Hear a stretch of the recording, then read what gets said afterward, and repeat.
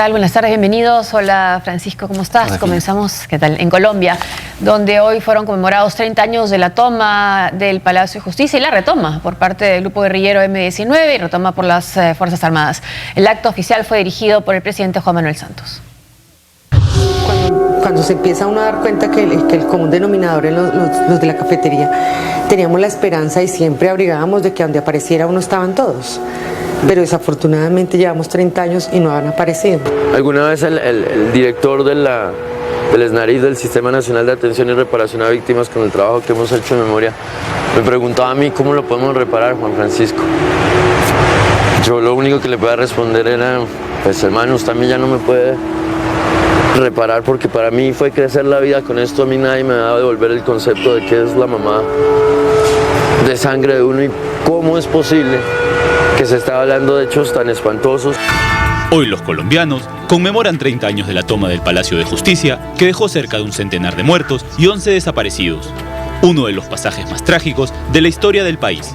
El episodio, que ocurrió el 6 y 7 de noviembre de 1985, ha sido calificado como el más vergonzoso y grave del país en la centuria precedente por la Comisión de la Verdad, organismo que, aunque investigó lo sucedido, dejó muchas preguntas sin resolver y víctimas por reparar. Saber si la verdad se va a conocer o no, nosotros siempre queremos creer que sí, la esperanza siempre existe. Dicen que la esperanza es lo último que se agota. Mientras haya esperanza, todo es posible. Nosotros los familiares tenemos esa esperanza y queremos creer que algún día las personas que desaparecieron a nuestros seres queridos, los militares responsables de la desaparición de mi papá y de sus compañeros de trabajo, van a tener la valentía, porque eso sería ser valientes, de reconocer que cometieron un error, que cometieron un crimen de lesa humanidad y que desaparecieron a personas inocentes. Cabe recordar que este hecho realizado en la sede de la Corte Suprema de Justicia y del Consejo de Estado fue perpetrado por el movimiento 19 de abril M-19 a plena luz del día.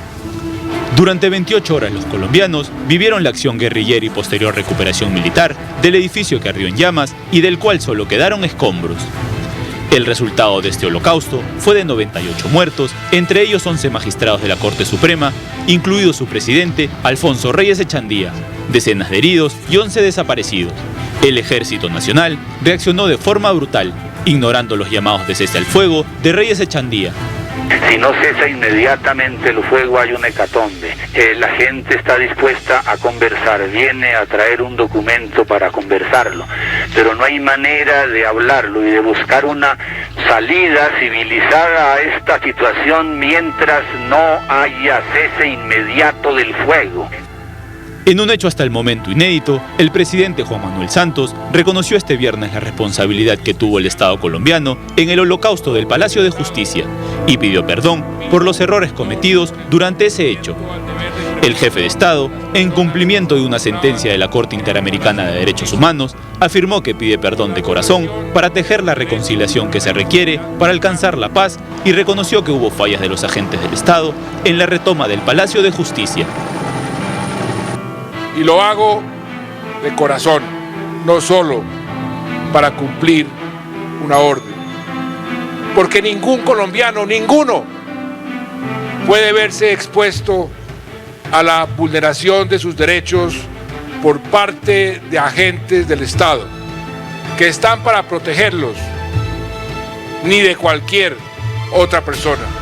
El movimiento 19 de abril o M-19 nació en 1974 como reacción a lo que consideraron un fraude en las elecciones del 19 de abril de 1970, en las que perdió al candidato de la ANAPO, un movimiento político al que pertenecían los fundadores del M, como también se conoce a esa guerrilla. Su proyecto revolucionario tenía un anclaje más urbano que el de los grupos como las FARC y el ELN, y buscaban visibilizarse constantemente, especialmente a través de espectaculares golpes. Por su parte, el expresidente colombiano Belisario Betancur pidió perdón por la matanza de Palacio de Justicia, consciente de que sus actuaciones causaron un inmenso dolor. Si errores cometí, pido perdón a mis compatriotas por esos errores que nunca fueron nada distinto de mi búsqueda de la paz que el presidente Santos está buscando con ansiedad para todos los colombianos. Los procesos judiciales por el asalto y recuperación del palacio tienen 100.000 folios y 2 militares retirados de alto rango condenados. Mientras que del comando de 35 guerrilleros del M-19 que participó en la toma, solo sobrevivió una mujer que escapó entre los rehenes que salieron con vida y vive en el exterior, según se supo años después. La Comisión de la Verdad concluyó en su informe de 2009 que todo indica que hubo una conexión del M-19 con el cartel de Medellín para el asalto al Palacio de Justicia como parte de la guerra de los narcotraficantes contra la extradición.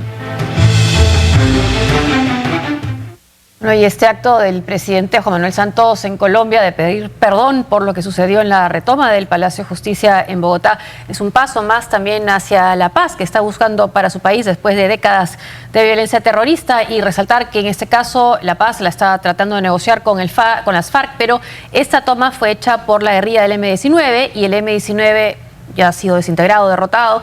Incluso sus ex militantes o ex guerrilleros forman parte de la vida política de Colombia, y uno de ellos llegó a ser asesinado cuando pretendía ser candidato a la presidencia de Colombia, ¿no? Entonces es una manera que está avanzando Colombia y el gobierno del presidente Santos hacia lograr una paz en su país.